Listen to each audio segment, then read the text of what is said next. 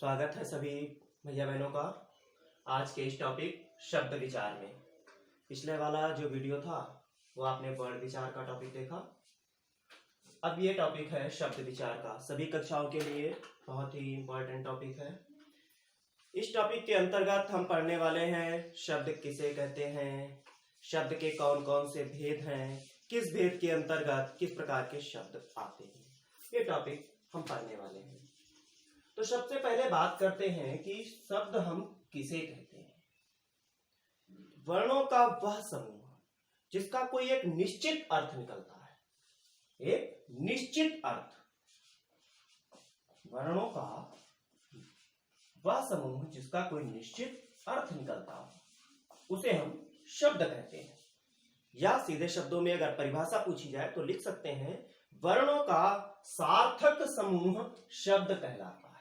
जैसे अलग अलग वर्ण हमने लिखा, एक वर्ण हमने लिखा का, एक वर्ण हमने लिखा गा, एक वर्ण लिखा हमने जा, और जब हम इनको एक शब्द में पिरोते हैं माने तीनों को एक साथ में लिखते हैं माने कागज, तो ये हो गया शब्द। और जब अलग अलग लिखेंगे तो क्या हो जाएगा वर्ण।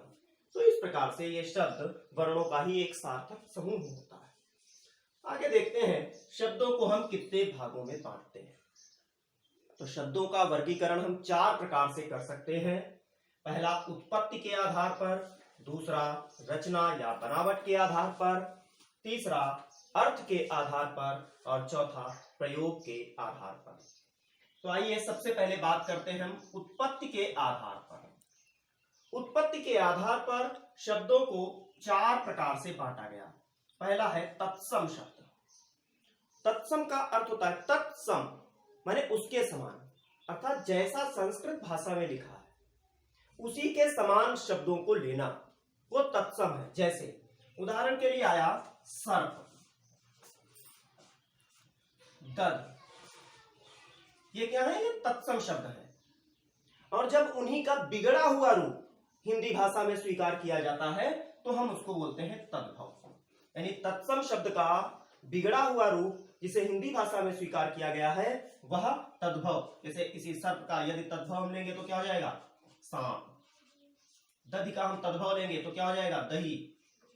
और हम इसको ऐसे ही हिंदी भाषा में लिखते हैं तद्भव। उद्भव माने होता है उत्पन्न, उससे उत्पन्न, अर्थात संस्कृत भाषा से जो बिगड़ करके उत्पन्न हुए हैं ऐसे शब्द तद्भव शब्द होते हैं। फिर आगे है देशज शब्द, जो हिंदी भाषा में ही जो गांव देहात या आम बोलचाल की भाषा के जो शब्द थे उनको हम हिंदी भाषा में साहित्य में वैसे ही स्वीकार हमने कर लिया, वो शब्द देशज शब्द कहलाए। जैसे है आपका डिबिया।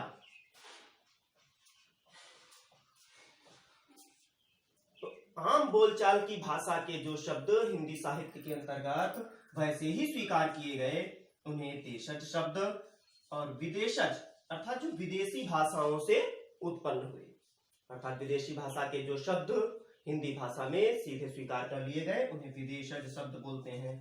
जैसे हो गया स्टेशन, पता है अंग्रेजी भाषा का शब्द है, चीनी भाषा का शब्द है लीची।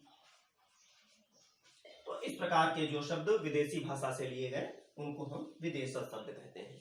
ये चार प्रकार से उत्पत्ति के आधार पर हम शब्दों का वर्गीकरण करते हैं, तत्सम, तद्भव, देशज और विदेशज। इसके बाद दूसरा नंबर आता है आपका रचना या बनावट के आधार पर, माने किस प्रकार से शब्दों का रचना होती है, शब्दों की बनावट होती है। तो उस आधार पर हम शब्दों को तीन प्रकार से बांटते हैं। बहुत ही इंपॉर्टेंट टॉपिक है, मोस्ट इंपॉर्टेंट है ये रचना बनावट के आधार पर, इसको देखेंगे। तो इसमें तीन प्रकार से शब्दों का वर्गीकरण होता है। पहला है रूढ़ शब्द। रूढ़, रूढ़ का अर्थ होता है मूल शब्द, माने वे शब्द जो अलग अलग नहीं किए जा सकते, अर्थात जिनको हम अलग अलग अगर अक्षरों को करेंगे, वर्णों को करेंगे तो उनका अर्थ समाप्त हो जाएगा, वो निरर्थक हो जाएंगे, वो शब्द रूढ़ शब्द कहलाते हैं। जैसे हमने लिखा, अभी आपको हमने उदाहरण बताया था कागज का, अगर हम इनको अलग अलग कर दें तो इनका कोई अर्थ नहीं रह जाता। ऐसे ही जैसे हम ले लें लीची, अगर हम इसको मूल ले लें, अगर इसको अलग अलग करें तो ये निरर्थक हो जाएगा। तो ये रूढ़ शब्द होते हैं जिसको हम बोलते हैं जड़ शब्द। फिर या जैसे है आलय, फिर आता है यौगिक शब्द। यौगिक माने जुड़ा हुआ, जिसमें दो हिंदी भाषा के या दो शब्दों को हम मिला करके एक नया शब्द बनाते हैं, वह यौगिक शब्द कहलाता है।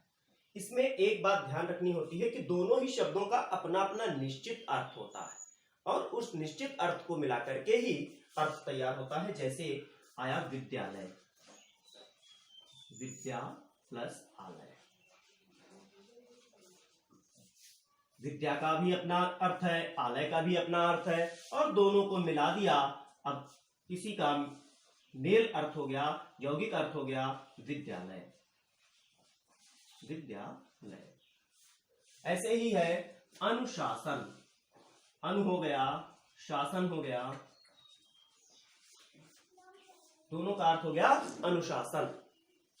तो दोनों एक प्रकार के शब्द जब एक निश्चित अर्थ देते हैं, दो या दो शब्दों का एक सार्थक मेल जिसका एक निश्चित अर्थ होता है, यौगिक शब्द कहलाते हैं। अब आता है योग रूढ़ शब्द। योग रूढ़ शब्द और यौगिक शब्द में थोड़ा सा अंतर होता है, ये बात ध्यान रखना। योग रूढ़ शब्द में भी दो शब्द मिलते हैं, दोनों का अपना अपना अर्थ होता है, लेकिन जो दो शब्द लिखे होते हैं वो दोनों ही उस तीसरे शब्द के अर्थ में प्रयोग नहीं होते। माने इन दोनों शब्दों का मेल जो है वो कोई एक निश्चित तीसरा अर्थ प्रकट करता है। भी आपको हम जैसे दिखाते हैं, जैसे यहां पर देखिए लिखा हुआ है दश आनंद, दश आनंद, ये मिला करके क्या हुआ, हो गया दस आनंद। ये किसके लिए प्रयोग किया गया, रावण के लिए। अब यहां पर देखिए, ध्यान दीजिए, 10 संख्या से अर्थ है, आनंद माने है मुख, यानी 10 मुख। लेकिन हम कहते यहां पर ना तो 10 के लिए बात हुई, ना तो मुख के लिए बात हुई, बात किसके लिए हो रही, रावण। माने जो दो शब्द लिखे हैं उनके अतिरिक्त कोई तीसरा अर्थ प्रकट हो रहा है, इसलिए यहां पर योग रूढ़ शब्द है। ऐसे ही बात करते हैं जैसे गजानन, गजानन, दो शब्द हैं, एक गज हो गया, एक आनन हो गया, माने हाथी का मुख। लेकिन बात हम किसके लिए करते हैं, गज आनन, गजानन बात करते हैं श्री गणेश जी के लिए। जब दो सार्थक शब्दों का समूह कोई तीसरा अर्थ प्रकट करता है तो हम उसे क्या बोलते हैं, योग रूढ़ शब्द। तो हम समझते हैं, इतना समझ में आ गया होगा, रचना या बनावट के आधार पर और उत्पत्ति के आधार पर। अब तीसरी बात करते हैं अर्थ के आधार पर शब्दों का वर्गीकरण। तो अर्थ के आधार पर शब्दों का वर्गीकरण दो प्रकार से होता है, पहला सार्थक शब्द और दूसरा निरर्थक शब्द। वे शब्द जिनका कोई निश्चित अर्थ होता है, जैसे चाय, खाना, ये क्या है, एक निश्चित अर्थ दे रहे हैं, सा अर्थ अर्थात अर्थ से युक्त जो शब्द हो वे सार्थक शब्द कहलाते हैं।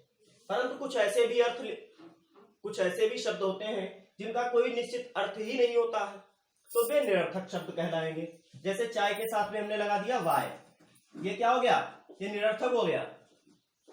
चाय के साथ में वाय लग गया तो निरर्थक हो गया। खाना वाना, तो जहां पर जिन शब्दों का कोई अर्थ नहीं निकलता, वाना का क्या अर्थ है, वाय का क्या अर्थ है, तो ये क्या है, ये निरर्थक है और ये सार्थक शब्द है।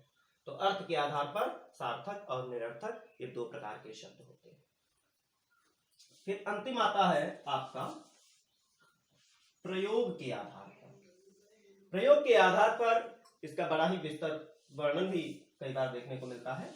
ये दो है, एक है विकारी, एक है अविकारी। विकारी मतलब विकार होने वाला, जिसमें परिवर्तन हो सके, अर्थात ऐसे शब्द जो लिंग, वचन, कारक के प्रयोग के आधार पर परिवर्तित हो जाते हैं, वे विकारी शब्द कहलाते हैं। जिसके अंतर्गत 4 प्रकार के शब्द आते हैं, ध्यान रखना। जो संज्ञा शब्द होंगे, जो सर्वनाम शब्द होंगे, जो क्रिया शब्द होंगे, जो विशेषण शब्द होंगे। इनमें लिंग, वचन, कारक और काल के आधार पर परिवर्तन संभव है, परिवर्तन हो जाता है। ठीक है ना। जैसे हम अभी आपको दिखा रहे हैं, जैसे हमने लिखा लड़का खेलता है,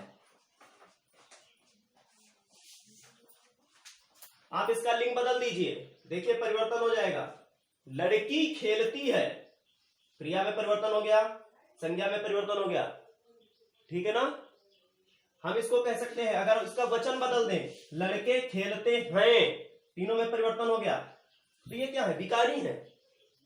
जिनमें परिवर्तन संभव हो वे शब्द विकारी शब्द कहलाते हैं।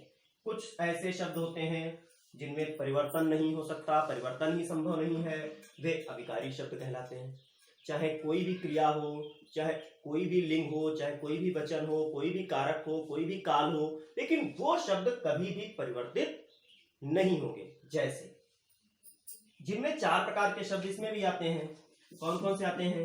क्रिया विशेषण हो जाएगा, क्रिया विशेषण, समुच्चय बोधक, समुच्चय बोधक, संबंध बोधक, संबंध बोधक और विस्मयादि बोधक।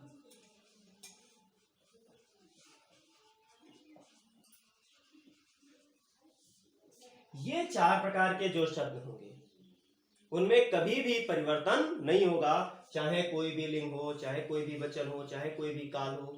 जैसे हम आपको दिखाते हैं, उदाहरण लिखा है, मेज पर किताब है। आप इसका वचन बदल के देखिए, मेज पर किताबें हैं। ठीक, फिर दूसरा वचन बदलिए, मेजों पर किताबें हैं। इसमें भी परिवर्तन हो गया, इसमें भी परिवर्तन हो गया, इसमें भी परिवर्तन हो गया, लेकिन ये पर शब्द में परिवर्तन नहीं होगा। आप इसको भूतकाल में लगा करके देखिए, मेज पर किताब थी, मेजों पर किताबें थीं। माने चाहे आप लिंग बदल दीजिए, चाहे वचन बदल दीजिए, चाहे काल बदल दीजिए, जिन शब्दों में कोई परिवर्तन नहीं होता वे अव्यय या अविकारी शब्द कहलाते हैं। ठीक है ना स्टूडेंट्स। कोई ऐसी बात अगर इसमें समझ में नहीं आई है शब्द विचार के अंतर्गत, तो आप उसको हमसे कंसल्ट कर सकते हैं इस व्हाट्सएप नंबर पर। साथ ही साथ ये पूरा वर्क आप कॉपी पर नोट भी करेंगे और साथ ही साथ हमें व्हाट्सएप पर इसे सेंड भी करेंगे। और अगर कोई भी ऐसी बात हो जो समझ में नहीं आई तो आप उसे हमसे जरूर पूछिएगा। नेक्स्ट वीडियो में हम आपको आपका जो नेक्स्ट टॉपिक है उससे रिलेटेड बात करेंगे। तब तक thanks, have a nice day.